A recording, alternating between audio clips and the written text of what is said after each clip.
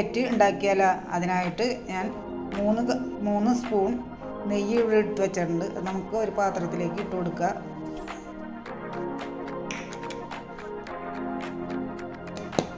പിന്നെ പൊടിച്ച പഞ്ചസാര 1/2 കപ്പ് എടുത്തിട്ടുണ്ട്.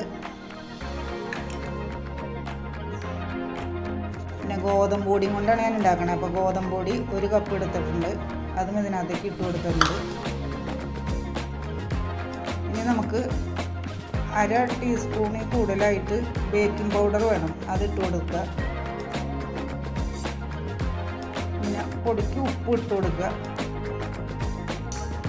ഇതെല്ലാവരും കൂടി ഒന്ന് മിക്സാക്കി എടുക്കുക.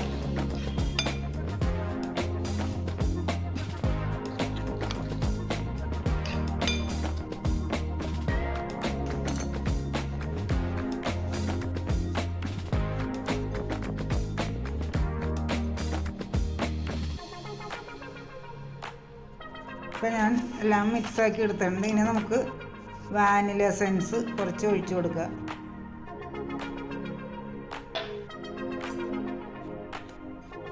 അതും ഒന്ന് ഇതിൻ്റെ ഒപ്പം മിക്സാക്കി എടുക്കുക. ഇനി നമുക്ക് കുറേശ്ശെ പാലൊഴിച്ച് ഇത് പതുക്കനെ കുഴച്ചെടുക്കുക.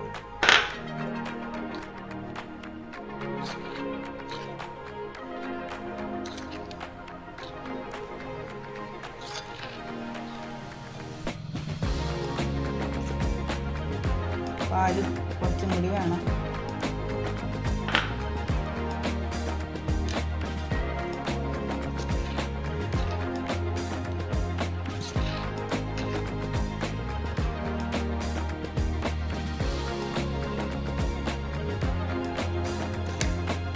ഇനി നമുക്ക് ഇതിനകത്തേക്ക് ചോക്കോ ബിറ്റ്സ് ഇട്ട് കൊടുക്കാം.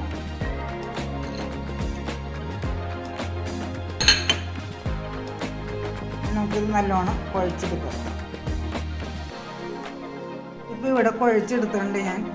ഇനി ഇത് ചെറിയ ബൗൾസ് പോലെ ആക്കിയിട്ട് നമുക്ക് ഇവിടെ ഒരു സ്റ്റീലിൻ്റെ പാത്രം ഞാൻ എടുത്തിട്ടുണ്ട്. അതിനകത്ത് ബട്ടർ പേപ്പർ വെച്ച് കൊടുത്തിട്ടുണ്ട്. അതിനകത്തേക്ക് നമുക്ക് ചെറിയ ബൗൾസാക്കി പരത്തി വയ്ക്കാം. ഇപ്പോൾ ഞാൻ എല്ലാം പാത്രത്തിൽ പരത്തി വെച്ചിട്ടുണ്ട്. ഇനി നമുക്ക് ഞാനിവിടെ ഒരു ഉരുളിയാണ് എടുത്തേക്കുന്നത്. ഉരുളി അടുപ്പത്ത് വെച്ച് അതിനകത്ത് ഉപ്പ് ഇട്ടിട്ടുണ്ട്. അതിൻ്റെ മുകളിലൊരു റൗണ്ടും വെച്ചിട്ടുണ്ട്. 10 മിനിറ്റ് ഞാനിത് തീ പൊക്കി വെച്ച് ചൂടാക്കിയതാണ്. അതിന് ശേഷം തീ താത്തിയിട്ടേക്കണതാണ്. അതിനകത്തേക്ക് നമുക്ക് ഈ റൗണ്ടിൽ ഈ പാത്രത്തിലുള്ളത് എടുത്ത് വയ്ക്കാം. അതിന് ശേഷം ഇത് നമുക്ക് മൂടി വയ്ക്കാം. തിരി താത്തി ഇട്ടിട്ട് ഒരു 15-20 മിനിറ്റ് ആകുമ്പോൾ നമുക്ക് ഇത് തുറന്ന് നോക്കാം. ഇപ്പോൾ 20 മിനിറ്റ് ആയിട്ടുണ്ട്. ഇനി നമുക്കിത് ചൂടാറാൻ വേണ്ടി പുറത്തേക്ക് എടുത്ത് വയ്ക്കാം.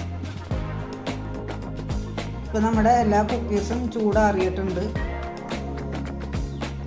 അപ്പോൾ എല്ലാവരും ഒന്ന് വീട്ടിൽ ഉണ്ടാക്കി നോക്കണം കേട്ടോ. കുട്ടികൾ സ്കൂളിൽ നിന്നൊക്കെ വരുമ്പോൾ കൊടുക്കാൻ പറ്റിയ ബിസ്ക്കറ്റാണിത്.